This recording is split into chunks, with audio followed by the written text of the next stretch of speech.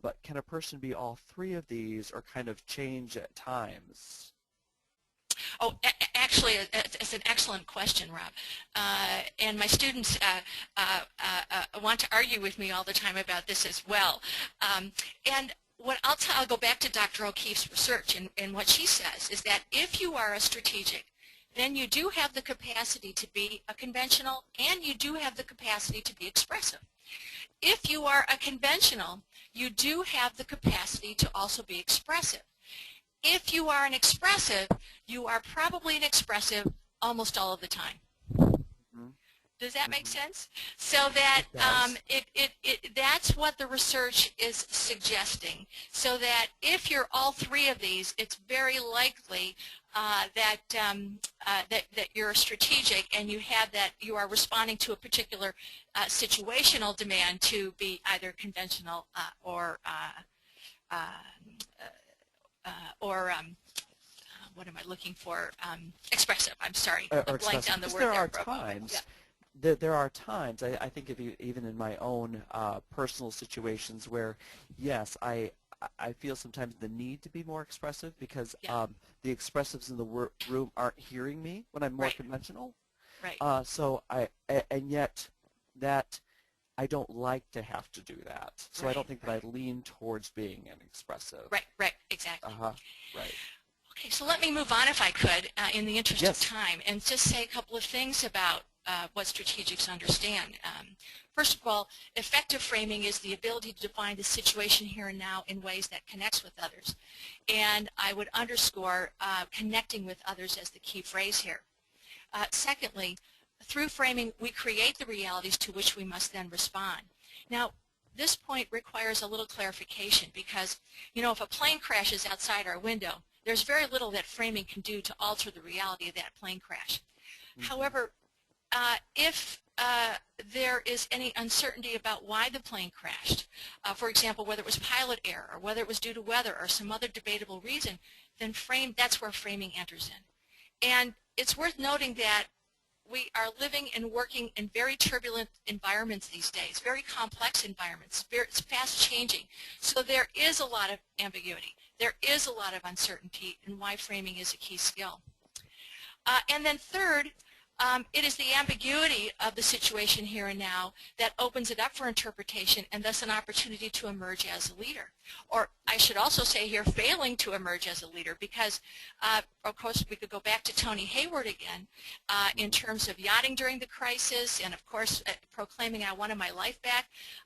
This individual lost his job as CEO and was asked to step down after a few months of the oil spill. So there were consequences with that. Let me use my remaining time then to talk about three techniques you can use to help better your framing. The first of these is really, I think, very well explained by the sentence, leaders who understand their world can explain their world. And the technique I'm talking about here is developing your mental models. Many of you, of course, have heard this term before. Those of you who haven't, it's really about the pictures in our heads. Peter Senge defines mental models as deeply held images of how the world works. And these mental models we hold can be very fuzzy, such as when you meet a person for the first time, or they can be very well developed, such as the mental model you hold for yourself. The bottom line is that we hold mental models for virtually every aspect of our world, including our jobs and leadership, and the important ones we have to develop to be an effective framer. And let me give you a great example of this. I happen to be Catholic and go to church every Sunday, or most Sundays, I should say. And I heard oftentimes a man by the name of Father Michael Graham, who also happens to be president of Xavier University. And Father Graham is a Jesuit, and oftentimes gets applause for his sermons. Now, I don't know how many Rob, whether you're Catholic or how many of you out there have actually been to a Catholic church to hear priests give sermons, but trust me when I tell you this, they are not known for their oratory. But yet this man gets applause when he give sermons. And that's radical in a Catholic church, right? Oh my gosh, yes. I can't tell you how many times I've sat there and said, boy, how do you bottle this magic? And I realized something when I saw him quoted in the newspaper, our local newspaper, for Martin Luther King's Day. And he gave the following quote. He says, Dr. King is typically remembered in a kind of soft and fuzzy way that tends to blunt his message, effectively domesticating him, and for many, making his memory less troublesome and easier to bear. What Dr. King reminds me constantly is that the most important issue to deal with are structural big picture issues, and that it's precisely at the fault lines of race, class, and I would add gender, that America has a long way to go before it delivers on the promise of the noble words of our founding documents. Well, I was very surprised at the prescience of his remarks, because that newspaper article also interviewed 9 other quotes from our city leaders, including the mayor, city council members, university presidents, including my own, NAACP presidents, everyone. Each of them delivered a soft and fuzzy on Dr. King. Right? And you can imagine what those messages might have been. But they're all very kind and all very, pointing to him as a source of inspiration. But what was a white, middle-aged male Catholic university president from America's heartland doing by suggesting that King's message had been softened, blunted, and domesticated? And wasn't there a bit of irony there, or at least surprise, that he was underscoring King's more radical agenda of big-picture issues at the fault lines of race and class and gender? And I would argue that, in fact, what he did is have a very fully developed mental model for Dr. King's dream of equality and social justice.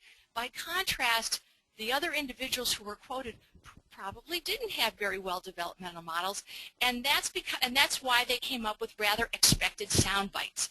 So I think we see the individual who really thinks through what it is that is their subject matter has that capacity to add depth to their message and create a more memorable message.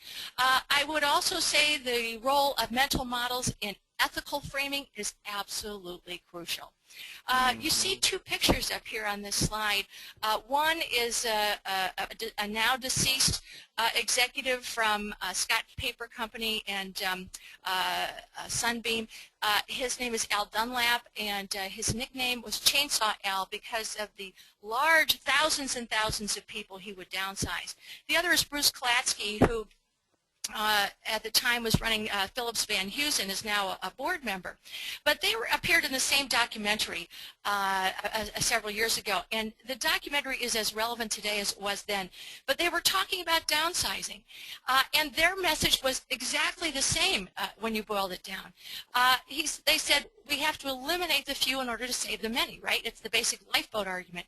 But Dunlap's mental model didn't go beyond thinking about himself, and it was not very well developed. Here's what he says. There's only a handful of superstar executives. You've got to compare them with other superstars. It's not a sin to be successful.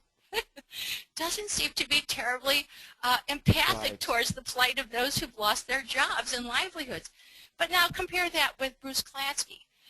Did they deserve their fate, he said? No, they didn't deserve their fate.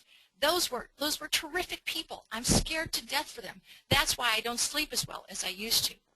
So here you see Klatsky's mental model was developed because he did consider someone other than himself, the plight, of course, of those who had been downsized. And not just to see them as numbers, but and as contributors to the bottom line in the way Dunlap did, to really see them as real people. So I would argue here's a second really great example of the need to develop your mental models, because leaders who understand their world can explain their world. Right. Let me move on then to talking about a second technique, and that second technique is something I call priming for spontaneity. If I could just stop you just for 1 second, Gail, I wanted to let our listeners know we've got 2 more techniques here, and then we're going to get to some of the questions that have been coming in. So, yes, Gail, go right ahead with your wood, please. And I'm going to, I'll rush through this very quickly, but let me just put all of these slides up here. And simply to say that our human brain is a lot more malleable. We think of it as a muscle. And brain science is teaching us to use it or lose it. And what we're learning from brain science research is that we can actually program our unconscious mind. And this is a process called priming, when you can be conscious of some content at some prior time, because it then leaves an unconscious imprint for you to take advantage of at some later time. And if you've ever thought or been experiencing tip-of-the-tongue experiments or tip-of-the-tongue situations where someone's asked you for the name of a restaurant, gosh, you can't think of it, but then it comes out the next day driving to work, this is the phenomena that we're talking about. And in The Power of Framing, my book, I give you all of the techniques for how you really take advantage of really being able to control your spontaneous communication. Right. Let me move on. I really appreciated about the book, by the way, was all of the very practical advice that is also a part of the book. Yeah. And I won't go into Marin Alsop, but there's a great example in the book about how she was able to deliver the performance of her lifetime in front of the great maestro, Leonard Bernstein. Okay? Are we still there? Yes, we are here. Okay. All right, great. Our third technique is to use positive emotional contagion, and here we're simply saying that framing is not achieved by verbal means alone. We have a tendency to mimic the expressions of others and the emotions of others. Brain science is teaching us about mirror neurons, and the outcome of this is that, in fact, when people listen to us, when we listen to other people, the mirror neurons are working so as want to mimic what it is they're saying and expressing and feeling. And the outcome of this is that high energy framing is instrumental to positive emotional contagion. In other words, as leaders, we want to create positive emotion, contagious positive emotions, and high energy framing allows us to do that. And so there's lots of writing in the book that shows you the value of that and the power of that for creating a positive environment. So here's the three techniques. Develop your mental models. Leaders who understand their world can explain their world. Prime for spontaneity. What this simply means is that conscious recall leaves an unconscious imprint that we can use. And finally, high energy framing is the key to positive emotional contagion. So I would just end this by suggesting there's lots of things in the book that you can use for structured reflection, or if you're actually giving talks about framing, and I would encourage you to take a look at that. And I would leave you with the question, do you see the water? Right. I love this slide, by the way. This is a wonderful place to now transition to some of our questions. Gail, we have a question here that is in regards to people who are able to use these styles a little bit better. For example, our listener says, can you be expressive in approach and strategic in framing? Is it more about how I say things that rather than what? I'm not mean and blunt, rather I'm very animated. I connect, respond, and consider the other in a very expressive, lively manner that can be off-putting. Is she an expressive, or is this person an expressive, or what's going on there? Fascinating question. And again, I'll go back to the research. The research says that that this style research is based on how you interpret messages and how you send those messages, encode those messages for others. So if I'm understanding the question correctly, is that your communication is really coming off in a very negative way to folks, and that there are times that you can't control that, but there are times when it's very strategic to be that way, right? Was that how you heard the question? I think that yes. I think that I think that the strategic person knows when to pull those cards out and to say, okay, I'm playing an expressive card now because that's what needs to be done in this situation. That's it exactly. Yes, yeah. That's it exactly.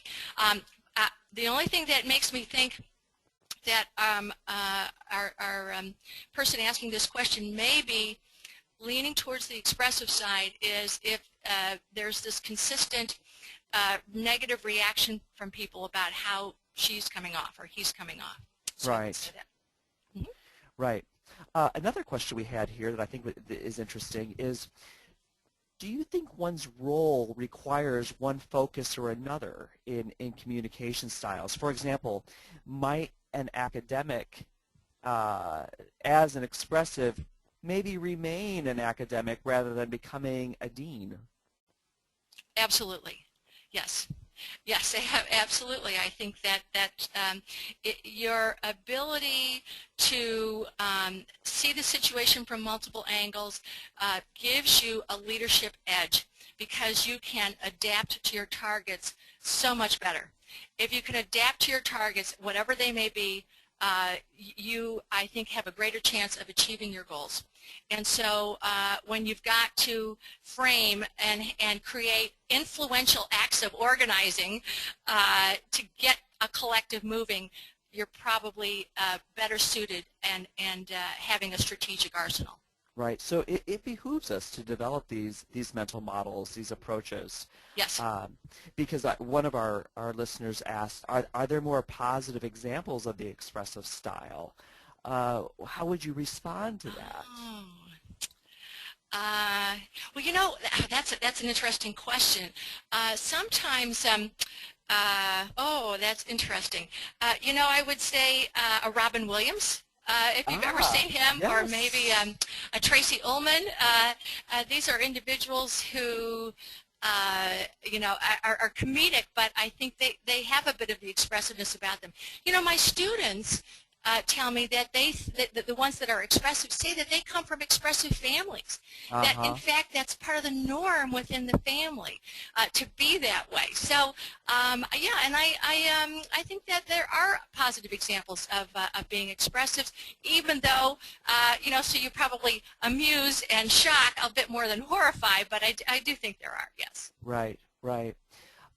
Another example is, and I'm very interested in this, is one person asked, how do the three styles communicate effectively, or what can be done? For example, I have someone I work with who is very, very expressive, and what can I do better to talk with that person? Does he need an expressive style, or should I be more conventional or strategic? Oh, you know, I think, and you raise a good question, because there is some interesting research on conflict that suggests that when you're communicating with someone whose style is the same as your own, which is not the situation you described, Rob, but someone whose style is the same as your own, you're much more likely to focus on the issues. But when you're in conflict with someone whose style is different than yours, so in your case, Rob, you were talking about the conventional and expressive, but we could look at any other combination, you're much more likely to see those folks not only have conflict over the issue, but have conflict over the other person's style. Right. And so I think it's helpful to have the both of you meta-communicate about your styles and talk about how you communicate and what, you know, how you should be taken or not be taken. And I do think that that's an issue. For example, the expressive is going to find the strategic pretty manipulative, but the strategic is going to find the expressive pretty rude in a conflict situation. So I think talking out those differences in style is crucial. Right, right. No, that really resonates with me. Let's go to a couple more of these questions. This is really fascinating, Gail. Okay, oh boy, this is a good one. Can you say a little bit more about how to develop your mental model in a way that supports strategic communication? Yes, okay. Yes. And you're absolutely right. And that is, I think, a couple of ways. First of all, by reflection. Thinking about the experiences that you've been in that pertain to this mental model, talking with people about it, going to read about it. That is, the more that there is this kind of conscious development of knowledge about this particular, the subject of this mental model, the more you essentially develop an ability to have accessible, usable knowledge. So experience gives you that, reflection gives you that, and also a lot of communication gives you that. So there are lots of ways to develop your mental models. Now, I'm oftentimes asked, well, how do you develop your mental model for things, for let's say situations that you're going to be in that you haven't had a lot of experience in the past? Well, I always tell people to imagine, right? To use fantasy as a tool. What Right. would it look like when I communicate? What do I want it to look like when I communicate tomorrow to this person in this performance appraisal or in this conflict situation or in this sales meeting? That using fantasy as a way to develop what I want to say and how things might be said is the way you develop that. Conscious recall leaves an unconscious imprint, and that primes you for a spontaneous reaction during that encounter. I think of this image that's in front of us of these fish swimming in water. You start becoming aware of the water, right? Absolutely. You know, I have a PhD in communication, and I know some of these things, but you know, reading your book reminded me of some important things that I need to do, Yeah. Yes. both verbally and non-verbally. Yes. And let me just say, Rob, if I could just interrupt real quick here and say that, Please. and keep having that. Develop that sensitivity to language. When you read great literature, when you read a blog, when you're reading the newspaper, look at people who use language artfully and powerfully, because that's a way to develop your mental models about language use. Right. Now, there's another interesting question here. And this is fascinating. Yeah, one person asked, communication style is partially cultural. And the person says, for example, most Germans are expressive. And in my limited experience, that's true. How do you use this information in that context, a cultural context? First of all, I would say that we need a lot more research in the cross-cultural area, because we have to begin to understand the consequences associated with, for example, an expressive style in Germany. Are they the same consequences that they would be in the U.S.? Sounds like maybe not. Right. Likewise, would a strategic in Germany automatically be seen as someone who's suspicious, no matter the ethics and the moral accountability of the individual involved? So I think that our listeners absolutely correct that these cross-cultural differences are huge and very subtle at times. So we do have to immerse ourselves in the cultures that we're communicating in, and really help find people that can teach us about these very subtle clues. Mm-hmm. Mm-hmm. Very good. Let me ask you another question here. This is where we're really going to get our bang for our buck, Gail, because we're going to get a little consulting advice from you. Okay. What is the communication framing? Oh, wait, no, this is the one I want. How would you suggest framing a corporate restructuring needed in today's economic world to employees at large? I mean, that's a tough one, right? It is. It really is. And here's what I would do. I would send you to actually another book, and it's on the market.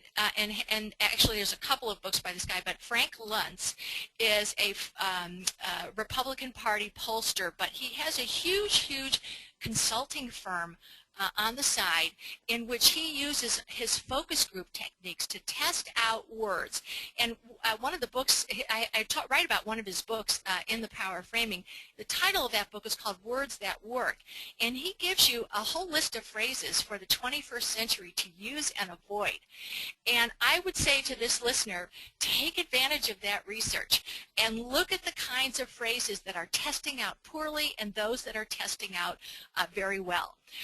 And then the second thing is once you do that, look at your own cultural sensitivities. What are the words that, create some negative reactions, and would those same words play out in your specific context? So that's how I would answer that.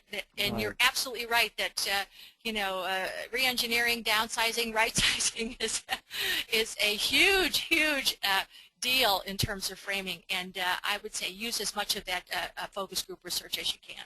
That's right. Now, once again, what was the name of that researcher in his book? Luntz, and it's Frank Luntz, L-U-N-T-Z, and the book L-U-N-T-Z. Okay. and the book is Words That Work.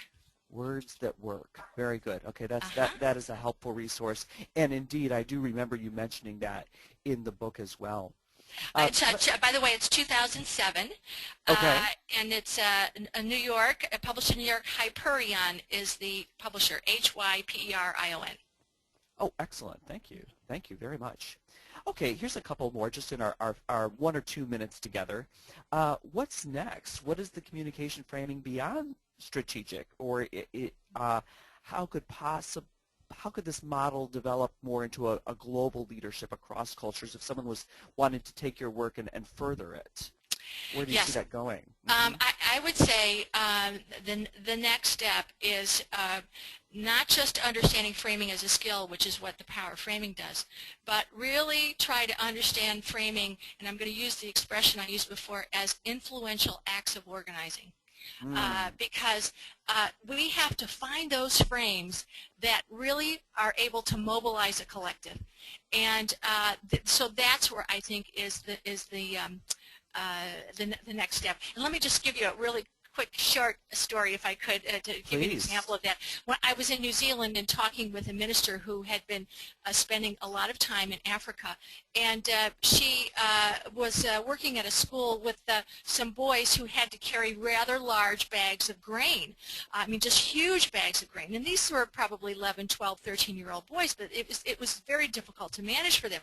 There was this little kid who was, she described as a bit of a rut, you know, was just running alongside them, and the boys were ignoring them because, you know, they were having such difficulty.